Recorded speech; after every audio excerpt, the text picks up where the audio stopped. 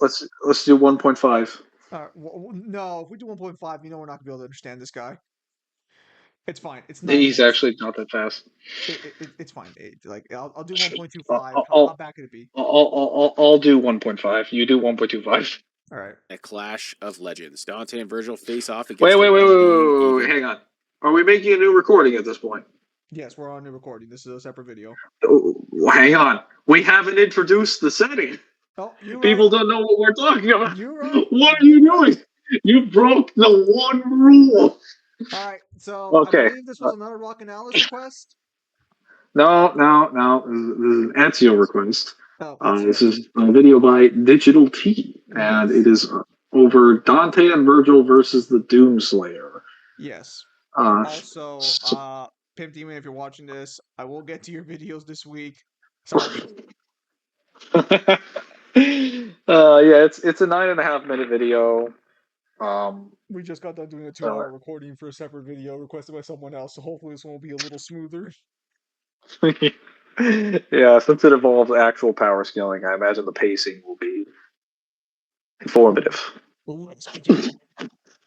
In Demon's Dread, the Doomslayer, where the line between hell and devastation blurs. In this ultimate showdown, the forces of hell have never seen anything like this. On one side, Dante and Virgil, the legendary devil-hunting brothers with power and style that defy the very fabric of reality. On the other, the Doomslayer, the unstoppable juggernaut of destruction whose mere presence sends ripples of fear through the darkest corners of the underworld. As these titans collide, expect a battle where every blow reshapes the battlefield, and where even the devil himself might wonder if he should have stayed in hiding.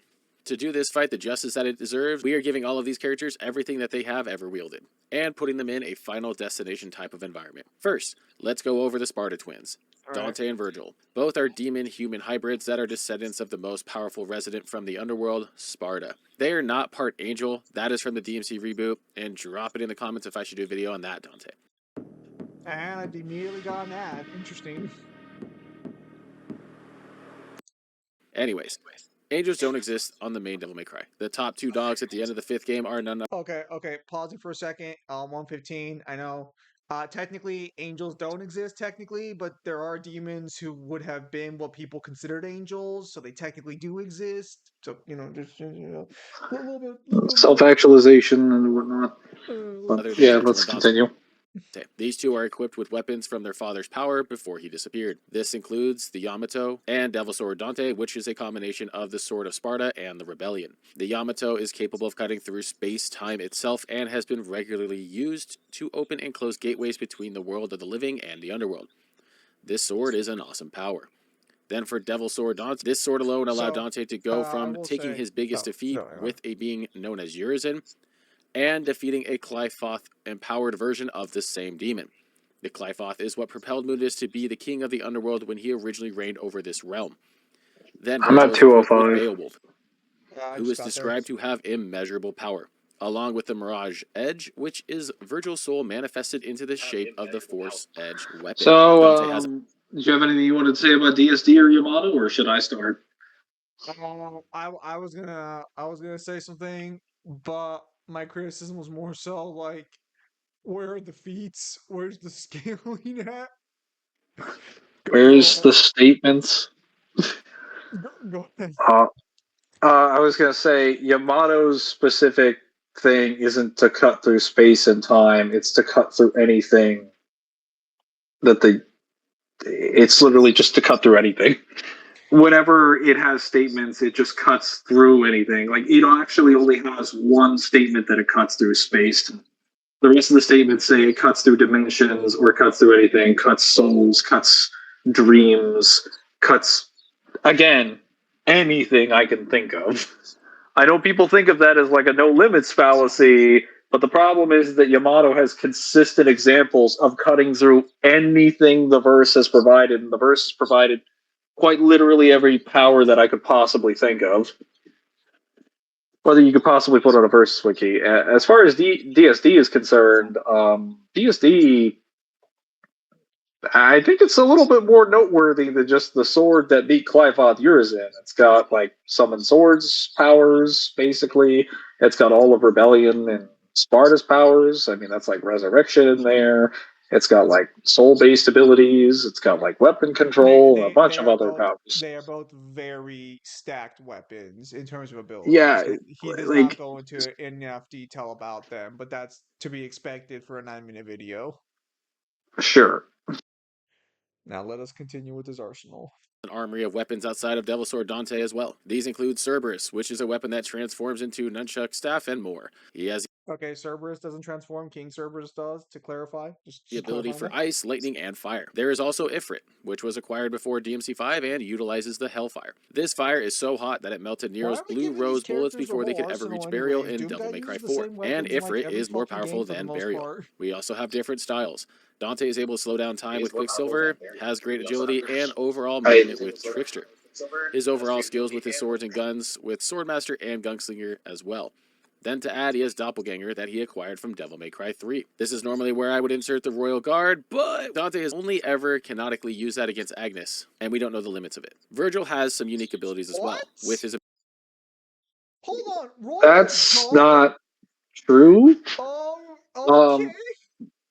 We have several examples. We have an example in DMC3 when he gets stabbed by the Prides. He literally releases one of them after he gets hit by them. He does a royal release. It's not like a normal push.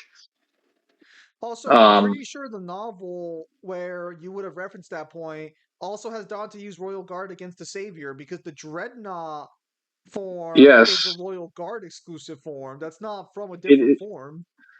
And when he uses quote unquote Royal Guard against Agnes, he doesn't guard Agnes. He just turns his skin into armor. And if you're attributing that as Royal Guard, you would also attribute Dreadnought. Secondly, I mean, Urizen also Royal Guards Dante, which means that by default, you would assume that Dante has also Royal Guarded Vergil multiple times before, but that's neither here nor there. Yeah, that's a little wild. That's a little wild, especially because why does Doppelganger and Quicksilver get in, but Royal Guard doesn't? Because it's Bayonetta logic cutscenes. Lol. Ability to split apart his demonic and human sides to summon Nightmare, V, Griffin, and Shadow. Then Vergil can do his own Doppelganger as well, which is his original Nello Angelo form from the original Devil May Cry game. Then, of course, both the Sparta twins can amplify their power. Vergil can do his own Doppelganger as well, which is Nello Angelo from the original Devil May Cry games. No. Okay, I'm gonna have to clarify. Vergil's Doppelganger works off of completely different mechanics than Dante's does, but if you actually had the scans, you would understand this. Dante's is stated to come from the shadows. Vergil's comes from the void. And then he manifests the form using the demonic energy within Yamato. Yes. It doesn't have anything to do with Nello Angelo. Yes, because technically Doppelganger is not cloning, it is shadow manipulation. It is not a clone ability. And While it can create a quote-unquote clone of you, that's not actually what it's directly doing. It's kind of just happening as a byproduct. Yes. Of the ability. And regarding Vergil's, again, more energy manipulation and technically void manipulation, because it's kind of weird, but it is what it is. I was also going to say it's weird for him to bring up Nello doing that. Like, yes, Nello can do that, but I want to point out that like the main doppelganger power that we've seen him do primarily is with like, well, Yamato. Not saying he can't. I guess he's just pointing out that because Nello did it, because he transformed himself into a mirror image, but I would just point out that that was happening because he was in the mirror dimension. Well, but whatever. Nello never does doppelganger, though. Nello just copies the form of someone. It's not the same ability, regardless. Again, it's just a weird inclusion. It's a disguised like power. It's not the same thing. Well, keep in mind, we're assuming he physically changed as well, and it's not just an illusion. Because for all we know, Dante could have had a really weird hitbox fight where he thinks he's dodging the punch and is getting punched by Nello Angelo's real form. The point is that even when you compare their actual doppelganger style abilities, they have completely different explanations given for how they produce them, and they have different different energy systems. Yes. All right, carrying on. Power with their Devil Trigger forms and Sin Devil Trigger forms. Then we have the Doomslayer, who slaughtered demons for more than a millennia. The Slayer is equipped with about as many weapons as Dante, but the main ones are the BFG and the Crucible. Then the Slayer has his Praetor suit and his unbelievable strength. When the Slayer was found, the Praetor suit had gone through significant testing and was noted to be indestructible. The Praetor suit also allows... So, do you want him to finish talking about the Praetor suit, or? No, I'll say it right now. It's not indestructible. It was stated to be nearly indestructible, and the context for that statement is in reference to what the UAC has tested with their current weapons, which means that is a statement that contextually only puts it somewhere in the range of like the large building, the multi-city block, because you'd just be assuming how powerful a modern military weaponry would be. That's it. Like it's only nigh indestructible, which they specifically said it's almost invulnerable, meaning there were some weapons and some things they tried on it that did affect the armor. Yes. But, Let us continue. The Slayer to absorb Argent energy. This energy was gathered by the UAC to be an energy alternative for mankind, and when the Slayer finds Argent energy, he is able to absorb this to further empower him. So let's go over some notes and feats here. So Dante has defeated Nightmare, who was created by Mundus with the power to destroy the infinite underworld. And for folks that get tired of hearing that, Nightmare is not even a main villain in Devil May Cry, because Dante would go on to defeat Mundus, who created his own universe in their fight within the first game. Then Dante would go on and fight an alternate universe variant of Mundus, who became one with the underworld itself. And Dante would defeat this more powerful version of Mundus in his base form. Okay, so to clarify, since I have an ad right now for Shadowverse, to clarify, Dante had to be amped to beat Mundus. The game flat out tells you that if you try to disequip the sword Sparta, it says you won't stand a chance. So the gap between Nightmare and Mundus is far larger knowing that information. It is astronomical, and to be clear, you're actually dying. You almost die to like the sitting chair Mundus, let alone the boss fight one. You almost get one shot by the weakest version of Mundus in the game. You had to get like, you know, your father's power to even stand a chance against him. So against the weakest version of Mundus, well, I guess not the weakest, because when he comes back injured, technically, well, no, because you still have to be amped by the sword Sparta to fucking be. I would say that one is still stronger because the door to the demon world has been open and he's still in his combat form. He's not on the throne anymore. The point is, the gap is far larger and is done a lot more service than just saying Dante beat Mundus. Like, come on, a little more context wouldn't kill you. Let's see here. Argosax, whose very existence would impact time within the world. Then Dante would fight Argosax, whose very existence would impact time within the world of the living, and this demon would also be defeated in Dante's base form. Okay, so gotta wrap Argosax here for a minute. I don't understand why people are so anal about Trinity of Fates. We have an official sort of showcase of the fight. Dante has to enter Majin form to weaken Argosax enough to perform this feat. This is not the same base Argosax or Despair Embodied taking this hit. This is Despair Embodied after eating Dante's most powerful attack at this point in the story. His most powerful form. And even if you go by what only the cutscene shows, he still is the only enemy in the entire series that manages to perfect deflect Dante's stinger, and after deflecting it, he sends it flying into the air after his wings have been broken. So that's like an Argosax that's like one or two hits away from death. And he still manages to disarm his opponent.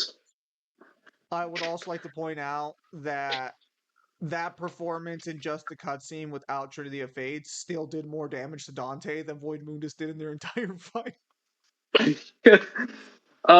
Plus, if you're going by Volume 2, a lot of people just say he stomps Void Mundus. It is pointed out that a lot of the attacks in the novel would otherwise be lethal to him.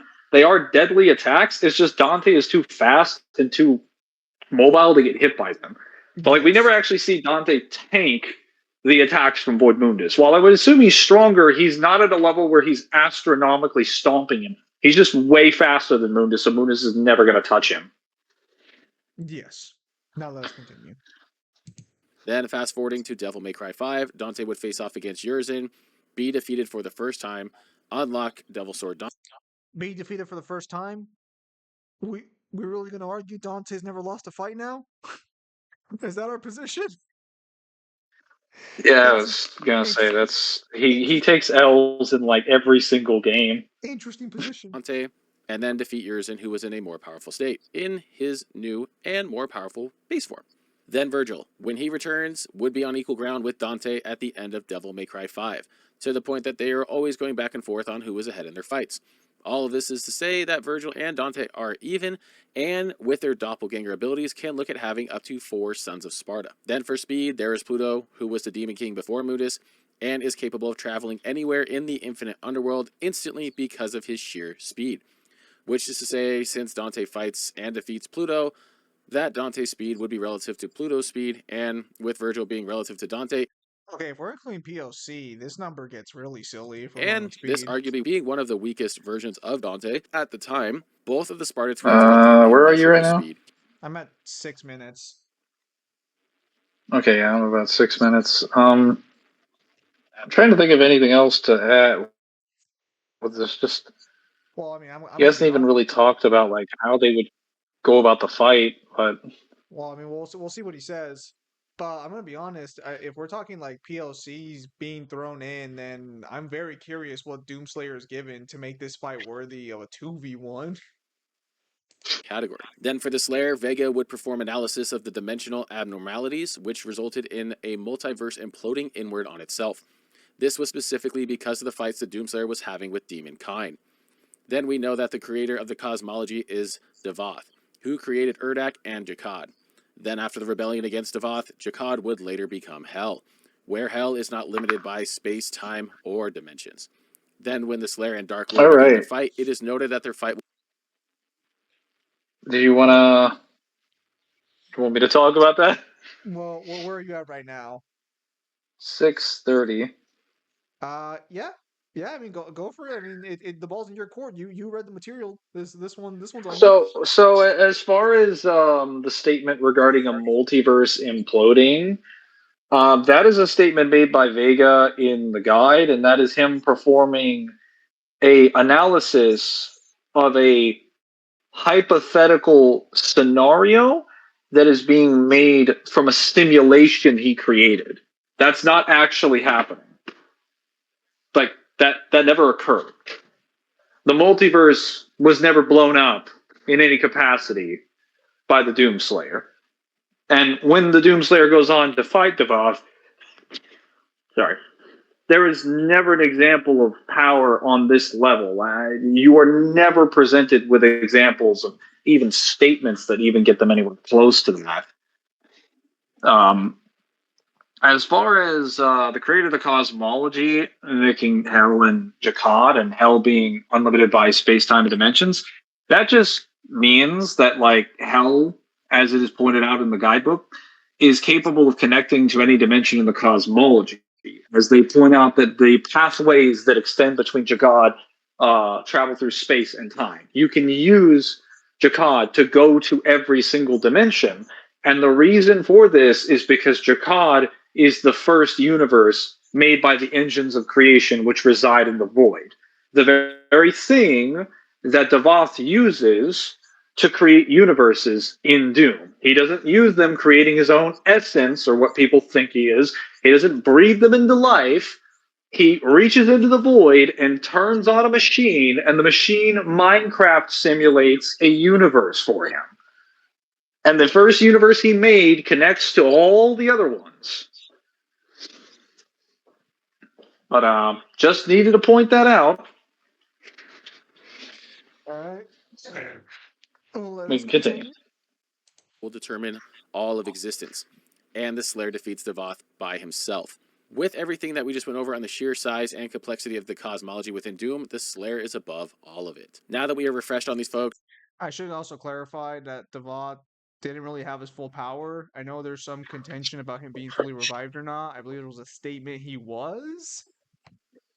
There is no statement that he is. He just comes back, and he's also in a mech suit. We don't have any reason to believe he's even at his full strength. But as far as saying the Slayer is above all the cosmology, no. In fact, even the gods aren't. Even Devoth doesn't scale to the cosmology. Like I said, he created all of it, one at a time, I might add. He created each of the individual universes, because they actually have a finite multiverse, not an infinite one. They have a finite multiverse that was created by the engines of creation. Doomslayer does not have any feats like that. The only uni feats, aside from the engines of creation, that you could potentially have is just the icon of sin, but that is from the icon of sin having a passive hax that is attached to its presence, which, if it is allowed to exist in a given dimension, it will cause a black hole to spawn in that, if given enough time, would eventually consume enough mass of the planet that's on, and then would eventually consume the universe. It's not even asserted whether or not the icon of sin would survive this, but that's just a byproduct of its presence. Like, that's something that's fit into the presence and ability that it has. That's not even like something you can scale to the icon of sin. That's the only example of something that I could think of. Nice. Well, let us continue.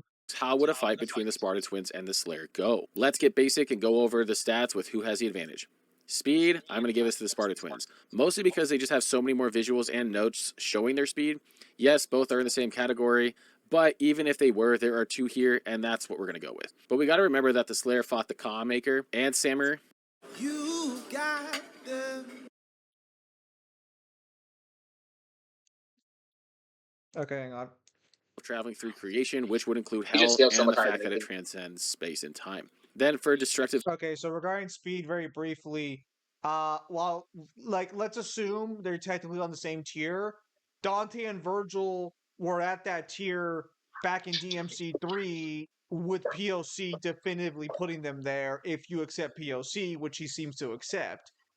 So just by logic of deduction, you would assume DMC5, Dante, and Virgil are vastly faster than the base level You would assume speed. all versions of them in the timeline after that point are vastly faster than them. Yes. So there shouldn't be a close discussion on speed, even if they are in the same tier.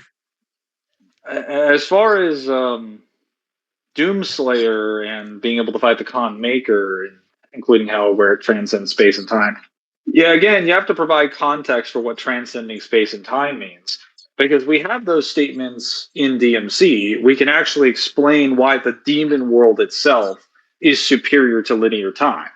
We have statements in DMC3 that tell us from the weapon masters that demonic energy can send objects in and beyond time. They refer to that as transcending time, sending it in a non-linear manner, going backwards and forwards. POC introduced more statements that explained, along with DMC2, that there is a river of time that takes you to the afterlife called the River of Styx.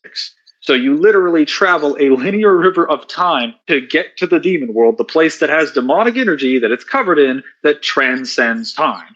So you have to travel a linear river to get to a non-linear temporal place. That is the most direct example of an immeasurable presentation of time. That is not how time is treated in Doom. Not in Jekka. They just tell you that the pathways there can lead you to places across the multiverse because it transcends space and time. That's the context for transcendence. It's a gateway to different dimensions. You would not treat that as speed. You would treat that as dimensional travel. Who are Slayers that are capable of traveling through creation? And even if you assume they were traveling through creation, because you mentioned the Khan Maker, it's pointed out in the boss fight and in their descriptions that they use portals. They use technology. They don't travel with raw speed. They're not like Vergil, where he judgment cut ends and time itself stops while he's moving in multiple places at the same time. One of these is a speed feat, and the other one is involving technology.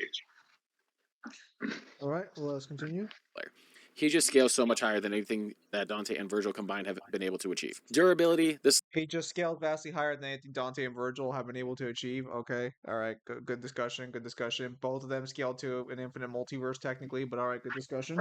Slayer has to have this one. This Slayer is There's wielding what Dante what and feats Virgil would combined have been Doomslayer able even to achieve. have? He never even Durability. destroys the multiverse at any point in time. That's just a simulation. And secondly, when he kills Devoth, they basically tell you like 50 times in Ancient Gods Part 2 that all the demons are just linked to Devoth. So like if he's killed or defeated, like any demon outside of Jekka would just die. So like Jekka itself doesn't even fall to pieces or get destroyed. So like where's the destructive capacity feats exactly? All right, let's Because like we have The Slayer examples has to of No, go ahead. whatever. Pause. No, go ahead. I paused on durability. I was gonna point out that if we're gonna talk scaling, Mr. Universe Creator over here, Devoth, needs a machine to birth life into things. When Mundus claps his jazz hands and makes a universe, he doesn't have to ask the void that is Argosax to give him power. He just does it. And then Argo said, Just want to point out that when the Demon Kings do something, they do it with their own power. They don't require their fitness machine to give them a pick-me-up. all right, let us continue. this one. The Slayer is wielding the Praetor suit and takes on an amplified Devoth to go and defeat him unscathed. Along with the fact that before the Slayer acquired his divine power, Okay, I'm gonna pause here for a second. Regarding defeating Devoth unscathed, is that really fair when you assume the Slayer's wearing an indestructible suit of armor? Like, I'd be more surprised. Like, I'd be more concerned if he had damage on him. The armor basically covers his whole body. I was gonna say, we already acknowledged it was indestructible, provided no context, and just ran away with that point. So, like, wouldn't every fight that he has, even if he had difficulty, still be unscathed? Like, even if the fight took 2 hours, wouldn't he still be unscathed? Wild. he fought demons as a normal human for over a millennia. This alone He fought normal demons for over a millennia as a human. Correct me if I'm wrong, but Doomslayer goes to hell, and then in Doom 64, without any time frame given, he ends up at the location where he becomes a gladiator and then becomes the Doomslayer, right? He just gets transported to the end of Doom 64 to the area where he it is in what's it called? I'm trying to remember. It's in Doom Eternal. It is basically the city of the Night Sentinels, the planet of the Night Sentinels. What I'm getting at is he wasn't alive for 1,000 years as a human. No, he was alive. So we're told he's alive for ages. That's after the events of Dark Ages. After they get betrayed, and he's basically left behind in hell, running around as the Slayer, not Doom Guy. And you would just attribute that mostly to his lifespan, not skill. All right. Well, let's continue. puts the Slayer's durability in the category of Outerversal. Devoth being in a mech that was... Did he just say Outerversal? He did just say Outerversal. I'm sure he'll provide pretty consistent reasoning as to why he's above all dimensions. Jesus, I thought this was gonna be fucking decent. was meant to empower him, while his previous fights would shake the multiverse itself. We know the creator of the Doom cosmology, Devoth, created hell, and this goes beyond any limits of dimension. Never mind. Okay, so apparently that's all it takes is he's just taking the statement of it being not bound by space, time, and dimensions, and he's taking that literally to the highest conceivable interpretation. Well, okay. DigitalT, if we're going with that interpretation, I mean, since this is a year ago... Yeah, this is October 24th. Yeah, we have POC. So POC is a direct statement from Vergil that his power, that transcending dimensions to reach the apex of might, this is the power he has sought all his life.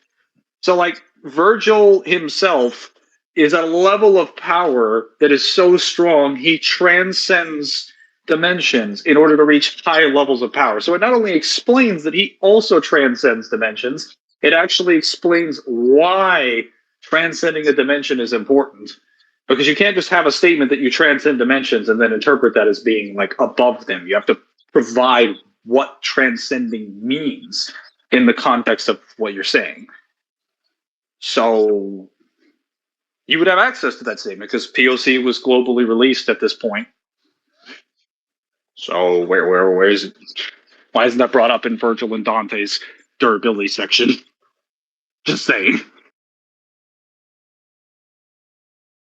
All right, let's continue. But yeah, that is ridiculous. In time. Abilities, by sheer count, this goes to the Sparta twins, and the Slayer is naturally going to be less, but his abilities are high in power. The Sparta twins have their different styles, which we talked about. Why not just say that the Slayer wins if he has omniversal durability or outerversal durability? Incredible regeneration, their different transformations, and the abilities that come with the weapons in their kit. The Slayer has different abilities, like the ability to absorb Argent energy, which is manufactured by the souls of Hell. Then we have soul manipulation, that is in the realm of the sixth-dimensional destruction, as Urdak is made up of Maker souls, and the Slayer is capable of destroying the structures in this higher dimensional Sixth dimensional for Urdak? Okay. plane that not even humans Not or even demons humans and demons can enter. Yeah, because it's so the reason why they can't enter it is because there is a law woven into Urdak to prevent them from arriving on it, as it's considered part of sacred ground as per an agreement. So they don't go there. It's not that they can't. And secondly, as far as the sixth dimension, it's called the sixth dimension because it was the sixth universe he created. Dimensions in Doom refer to the universal designation that they have in the order that they were made. Just want to point that out. All right. With weapons, this can go hand in hand with abilities for the Sparta twins, but for the Slayer, and the two most impactful weapons he has is one, his fists, and then the Crucible. When fighting against Titans that are described as immortals, the Slayer is able to defeat them, and when use the Crucible to subdue them indefinitely. Okay, I had to mute myself for that one because I was laughing so hard. I was like, okay. The two most impactful weapons he has are his fists and then the Crucible. Like, bro, what would... Why is that even a contest? One of them has actual abilities and the other one doesn't. It's okay. It's okay. Most powerful demon hybrids to exist, or the man that made hell fear for its own life. I'm going to give this to the Slayer. He just has too much durability. His speed is pretty relative to them. His weapons and strength can outdo both of the sons of Sparta and keep them down. And I do not see a way that the twins are able to come out on top. If you enjoyed this video, make sure to subscribe, and I will see you. Okay, so I told Mangler before we reacted to this video that I knew damn well that Dante and Virgil were gonna be on treated a little on the back foot because it was a 2v1.